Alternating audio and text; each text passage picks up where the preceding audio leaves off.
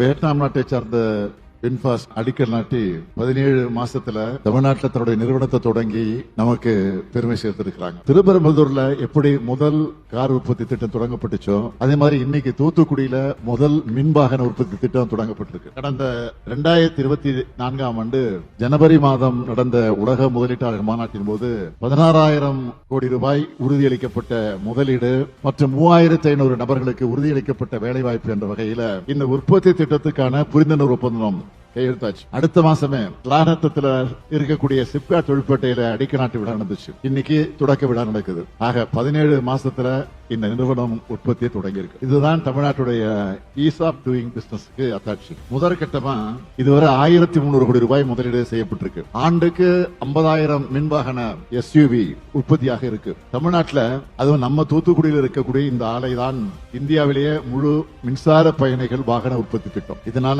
இந்த வட்டாரத்தை சார்ந்த இளைஞர்கள் மற்றும் பெண்களுக்கு ஏராளமான வேலைவாய்ப்புகள் உருவாக்கப்பட்டிருக்கு. சென்னை, காஞ்சிபுரம், கோவை, ஓசூர் ஆகியவற்றை தொடர்ந்து வளர்ந்து வர மோட்டார் வாகன தொழிற்கூடமா தூத்துக்குடி உருவெடுத்து வருது. இப்படித்தான் ஒவ்வொரு மண்டலமா பார்த்து பார்த்து வளர்த்தெடுக்கிறோம். உங்களுடைய வெண்குழுமம் வாகனத்துறையில மட்டும் இல்லாம கல்வி, மருத்துவம், தகவல் தொழில்நுட்பம், நுகர்வோர் பொருட்கள் உள்ளிட்ட பல துறைகள்ல கோலோச்சக்கூடிய குழுமம் வின்பாஸ்ட் உற்பத்தி திட்டம் தூத்துக்குடியில் நிறுவப்பட உறுதுணையாக இருந்த திராவிட மாடல் அரசு உங்களுடைய எல்லா முதலீடு திட்டங்களுக்கும் தேவையான உதவிகளை செஞ்சு தர தயாராக இருக்கிறோம்.